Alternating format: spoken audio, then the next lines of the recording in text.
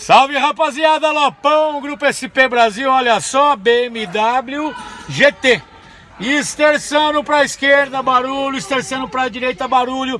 Cliente trouxe aqui, claro, preocupado, se trata de uma BMW. Já tinha dado aquela passada na concessionária e recebeu aquele orçamento que realmente dá uma nocauteada. Mas, meus queridos irmãos, você que está vendo esse vídeo, é possível fazer uma manutenção no sistema mecânico da caixa sem precisar trocar a caixa?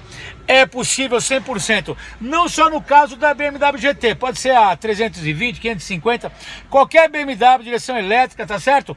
Pode trazer para cá. Você que tem uma GT, quer fazer um trato, quer dar um trato no seu carro, quer gastar muito menos, amigão, a oportunidade é essa. Você que está vendo esse vídeo, nem perca tempo, faz como esse cliente aqui, ó, traz esse carro para cá e resolve. Grupo SP Brasil, que é uma referência aqui em São Paulo, nossa estrutura aqui é muito grande, pode contar com os profissionais. Quer trazer sua BM para cá, dá uma ligada, fala, Lopão, assisti seu vídeo, quero fazer uma manutenção na BM, como esse cliente está fazendo, faça um teste conosco, você vai ver que você vai gastar bem menos e vai resolver. Não é porque é uma BMW, uma Porsche, você vai gastar muito. Barulho em direção de carro importado tem solução. Anota o WhatsApp, 011 97098 1106 ou 2364 7388. Manutenção no seu carro com garantia e qualidade. Só junta aqui, ó. Vem pra cá pra SP que aqui a gente resolve. Valeu!